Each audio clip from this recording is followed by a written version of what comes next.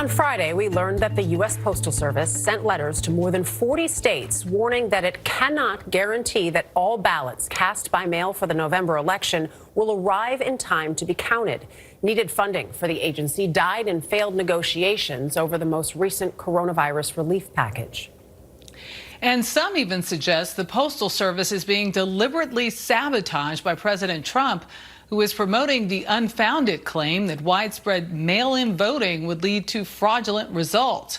For more on this, we're joined now by Michael Waldman, president of the nonpartisan Brennan Center for Justice at NYU School of Law. Michael, welcome.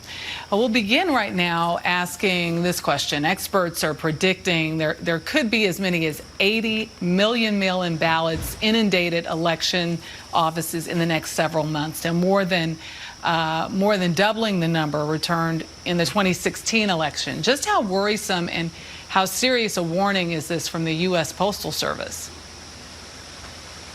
Well, because of the coronavirus, we all have to vote this year, sometimes in new ways. And you're right, many more people will vote by mail than is usually the case, though already about 1 in 4 people vote in the United States by mail.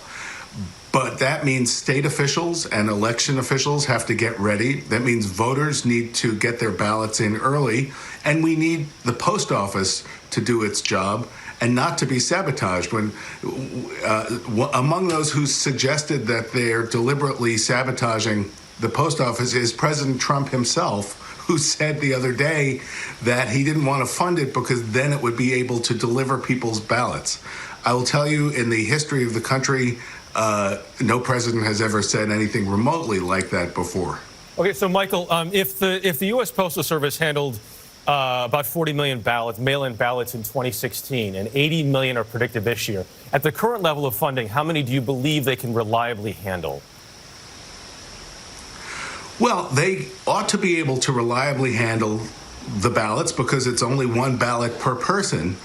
But what they're in the middle of doing is making changes to make it harder to deliver those ballots. As we've seen, they're scooping up mailboxes all over the western United States, for example, which rely already on vote by mail.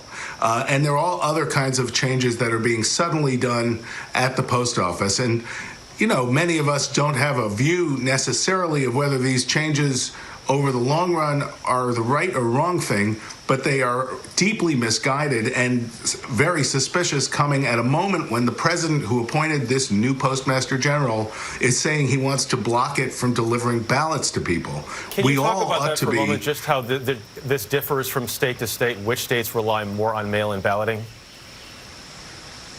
Well, 7 states, this is principally how they vote. That's out in the West Coast mostly.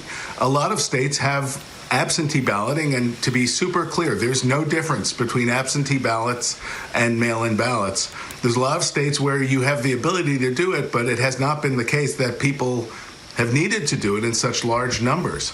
And so what states need to do is to make sure people have the ability to get those absentee ballots, send out the applications early, let people start sending in the ballots early, and start counting early. The whole goal is to avoid chaos on Election Day so we can have a meaningful and free and fair and safe election.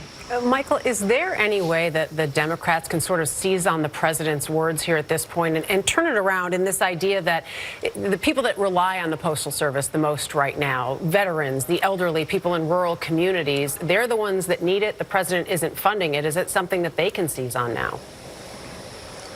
Well, in the last couple of days, you're right. It looks like the Democrats have seen the political power in making this an issue. They're very alarmed about it, I think, genuinely, but I think they also see that this could backfire rather dramatically on President Trump. Already, his unfounded claims of problems with mail-in voting has led Republican voters to pull back from using something they always use. This was never partisan before. Now Republican voters, many of them, are afraid to use mail-in ballots because of what the president's been claiming. And it's the case that the Postal Service has a very deep involvement in life in America. People rely on it for medication, veterans rely on it, elderly people rely on it. And I don't think people like the idea that they're messing with the Postal Service to try to make it harder for people to exercise their core and basic right to vote. I could see it backfiring pretty hard on the president. All right. Michael Waldman, we appreciate the insight.